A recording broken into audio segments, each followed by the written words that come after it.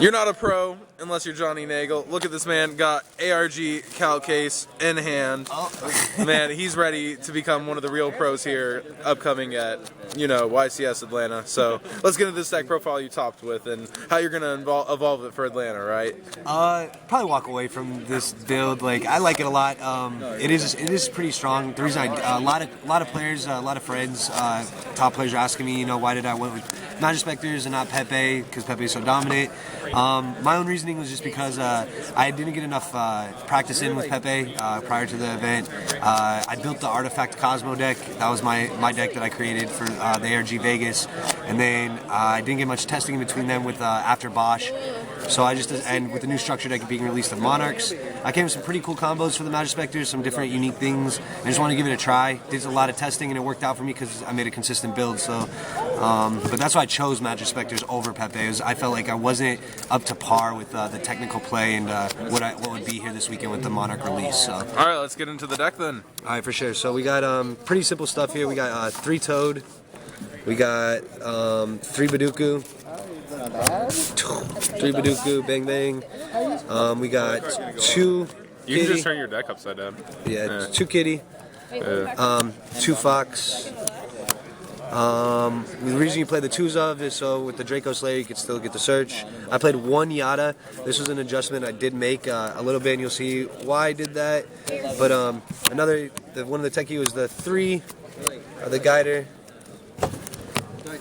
3 Slayer, double Vector, pretty simple there. The reason I chose to go after this version was because of this deck. Some pretty cool guys next to me. Shout out to Nagle. Shout out to Nagle. 3, obviously, face off, controls the market. I mean, controls the game right now.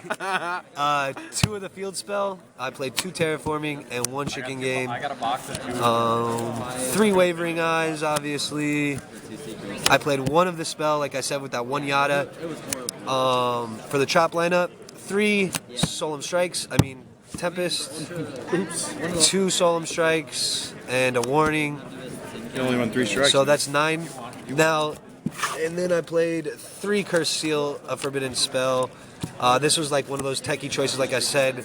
So I played a total of the 9 counter traps to go with the counter fairy. It worked very well with my testing. Obviously, it's a going first format, but going first and having multiple trap cards in the back row and being able to set that up was very strong. It was the initial idea of the deck. I went in here with the Curse Seal because I anticipated a lot of Monarch play, and I thought going into the event, I thought that Curse Seal, I should have researched the ruling a little bit more, but I thought Curse Seal, if you Curse Seal the Monarch draw 2, the D draw, that they wouldn't be able to remove it from grave. I found out that actually they still can, and that was one of my reasons for wanting to use the card. On top of obviously with the Arianda, you don't have to discard a spell, so it's just free negation. But after the event, I decided that Ultimate Providence was just a better card. This was the change, if there would be, of the deck. Definitely Ultimate Providence, just because it's going to be more able to be used than the Curse Seal, and not as explosive. So, but the reason I used the Yada and the spell was a nice way to actually search a spell if needed, if I didn't have my counter fairy, the free negation here. So it opened up a play to search a spell. That was the main deck.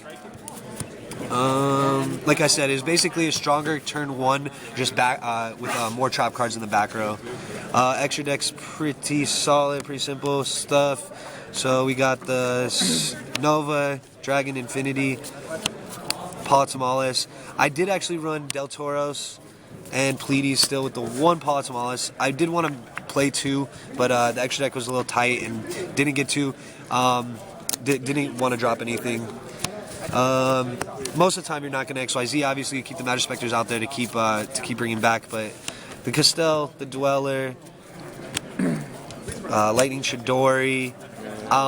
I also made this adjustment. I was playing 1 Totem Bird and an Acid Golem, but I switched to 2 Totem Bird because there's multiple times I wanted to play. Wanted to go to 2. I would try to. Sometimes I was playing Emerald and I wanted to put back the Totem Bird. Realized why not just play 2 Totem Bird over the Acid. The Acid was mainly for the Cosmo matchup to run into Destroyer, but realized that Totem Bird can really seal the deal on a specific plays, so specific setups.